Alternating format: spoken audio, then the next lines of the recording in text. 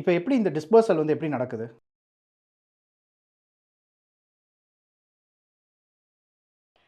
நம்ம இப்போ living expense and tuition fees, அப்புறம் நம்ம லிவிங் எக்ஸ்பென்ஸ்னால் இந்த சென்ஸ் நம்ம மந்த்லி கிராசரிஸ் வாங்குறது, அக்காமடேஷன்ஸ் இது எல்லாத்துக்குமே அப்போ அக்காமடேஷன் பார்த்தோம்னா நம்ம டெனன்சி அக்ரீமெண்ட் அவங்களுக்கு சப்மிட் பண்ணணும், ப்ராப்பரான டெனன்சி அக்ரீமெண்ட்.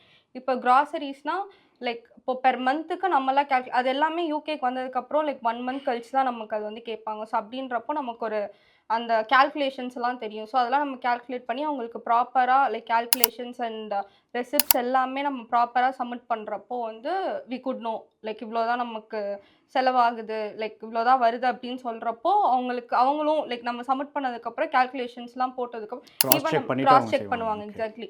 ஸோ டெபாசிட் பே பண்ண ரெசிப்ட்டு, ஸோ அக்காமடேஷன்னா டெனன்சி அக்ரிமெண்ட், அதுக்கப்புறம் இப்போ கிராசரிஸ்னால் அது வந்து சம்டைம்ஸ் என்ன சொல்லுவாங்கன்னா யூனிவர்சிட்டி வெப்சைட்குள்ளேயே வந்து அது நீங்கள் ஸ்க்ரீன்ஷாட் பண்ணி அனுப்புங்கன்னு சொல்லுவாங்க. ஓகே. சில பேர் எதுவும் ஃப்ராட் பண்ணக்கூடாது அப்படின்றதுனால யூனிவர்சிட்டி வெப்சைட்லேயே வந்து அது வச்சுருப்பாங்க. இப்போ ஆஸ்டன் யூனிவர்சிட்டிஸ் பார்த்தோன்னா அதுக்குள்ளே இருக்குது. ஸோ அதை வந்து நம்ம ஸ்க்ரீன்ஷாட் பண்ணி எடுத்து அனுப்புனோன்னா அவங்க வந்து அகைன் கிராஸ் செக் பண்ணிவிட்டு நமக்கு எல்லாம் டிஸ்பர்ஸ் பண்ணுவாங்கண்ணா.